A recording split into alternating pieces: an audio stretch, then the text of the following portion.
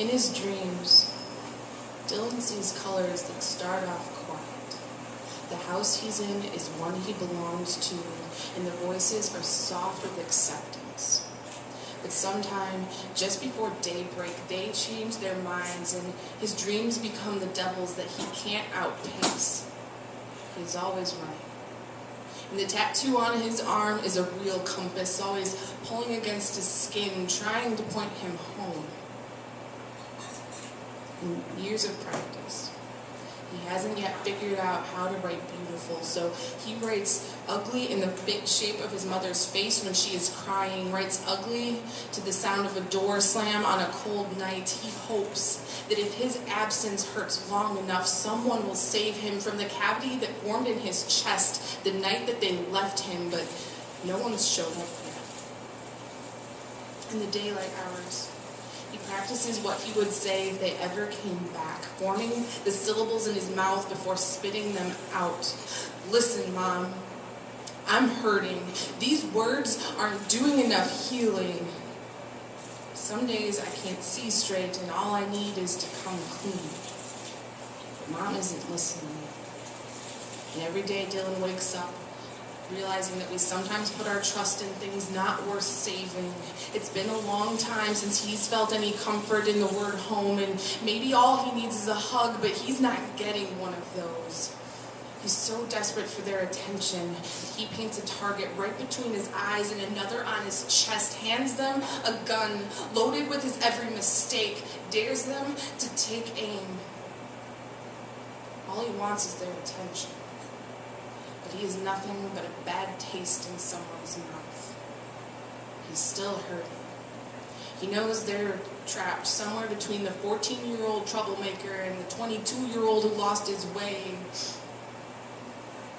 In the nighttime, Dylan sees a white house, an apple tree, and parts of himself that he tried to swallow when he grew up. But if dreams taught him anything, that nothing good can stay. Dear beautiful, dear stranger, dear scared little girl, tomorrow is coming again, I promise. You may be a tangle of bad decisions, a stomach full of nervous and limbs that sometimes stutter at the right moment for action, but you are worth every ounce of trouble in that heavy heart of yours. Take some advice from someone who's been there, made that mistake, who knows that it gets better. Learn from life. It keeps going on. Do things because they feel good. Do them because you are worth it. Because I love you is your favorite saying. Say it to yourself. Keep a journal. Whether you write in a diary or get a tattoo, remember just how far you've come. Don't talk too much. Keep your sentences short and your heart open. Listen. Listen. Always try to listen, and when you forget, tell them you're sorry.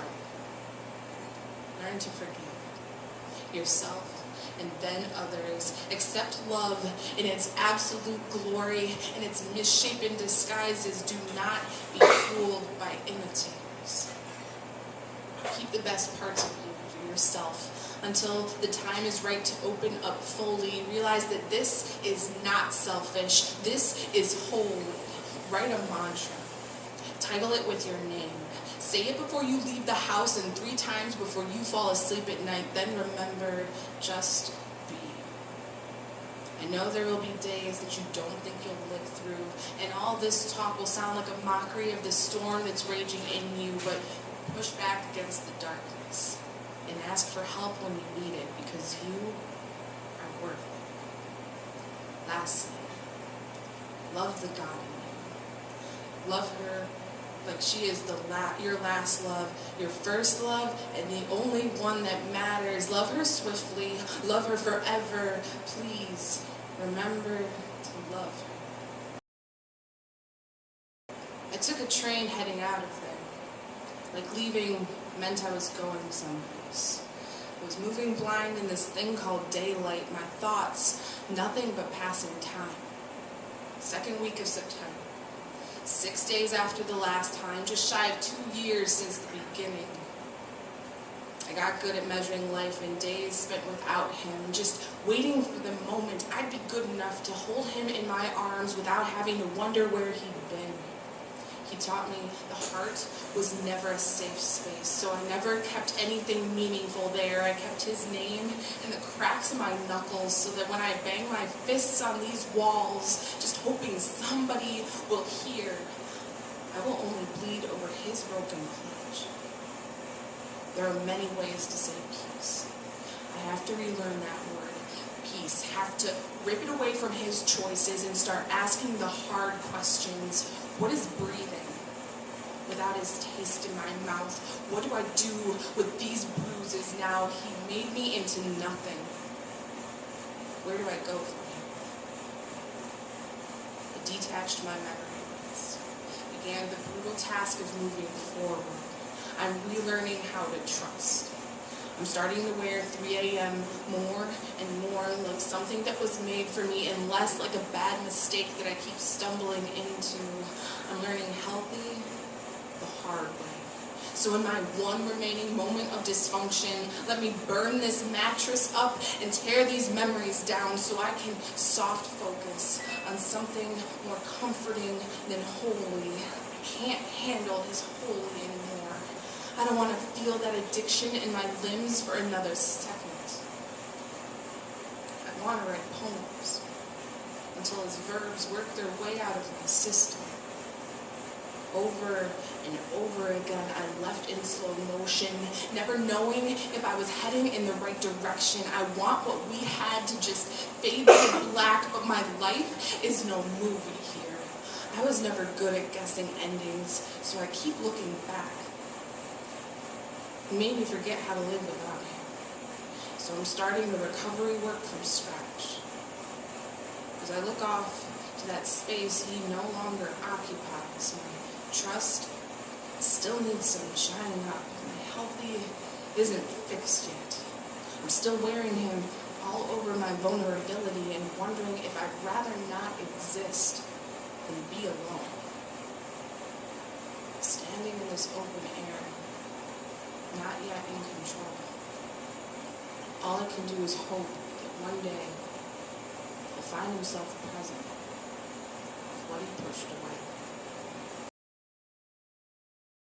The day you fall in love with her, you will be running from the ugly faces, your legs so full of iron that at first you will fall into her without noticing.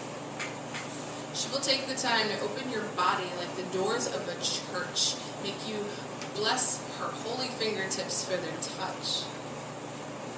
You'll tell yourself, no sweater ever held you the way she does, and she will take your hand, the one you tried to wash in the bottoms of shot glasses. You will sink deeper. She will take you to her favorite places, to the rusty bench overlooking the train yard where everything moves slower at midnight, to the 2-foot stretch of beach at the dirty lake, the curve of your knee 3 seconds before you call out her name. She will ask you to undress her. You will. She will ask you to close your eyes, and you will. When you open them, she will be gone. She will be halfway to Seattle before she answers your call. You will plead with her to come back. Tell her you will hold your breath in a mason jar. Tell her you will give it all to her as soon as she returns. She will not respond. You will offer her a home in the hush between your heartbeats, in the space between your skin and your bones, in the gaps in your teeth. You will offer these things because they are all you have. She will hang up the phone. Spend the next 2.5 years not understanding, carrying her in your chest like a relic until she returns in the middle of the worst kind of night, one twisted up in smoke dreams, too much time forgetting. She will look at you with glassy eyes. She will not ask how you are doing. She will offer you a pat on the shoulder, a vigorous laugh, and you will know that she does not see you, is incapable of seeing anything but the shapes of her own hungers. She will ask you to take her home. and you'll finally smile as you walk away. When Chicago opened its jaws, you dove into the city, made a home in its twisted iron guts, stuck your head so far in that you forgot where you came from. You rarely looked north, hardly remember the stars and those eccentric live paths they shoot across the horizon. You put your nose to dusty tables and rooms filled with strangers, and now your head is too full for the small time you left behind. If you ever look back, you'll find me standing in the middle of a street, hurling taunts at oncoming traffic, not even bothering with the white flag in my pocket because I already know it's over. So I'll offer you no theatrics. When the love of your life leaves you with nothing but rusty weapons and hidden spaces, you either learn to look at life a little differently or you lie down and die. See, I'm not much of a quitter. I was born screaming and my lungs have been burning ever since, so let's talk memory, baby.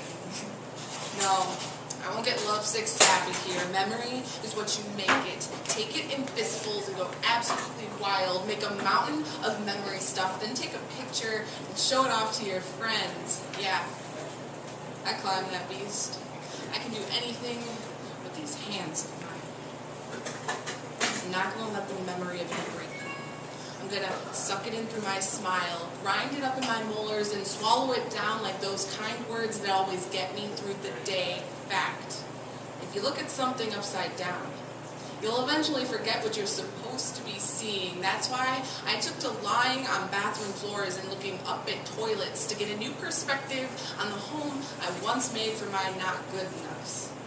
Now, I can tilt my head a little and almost have more answers than questions. Maybe this is where God lives. Maybe this is where all the good things about the universe that I told myself didn't exist go on vacation. Maybe this dust blowing around in the spot where my heart used to be will rewind its whirlwind and turn back into the clay that once made me into a perfect girl to come home to call up for a night, to hold on to in the middle of the night. This, I have faith. Something's keeping me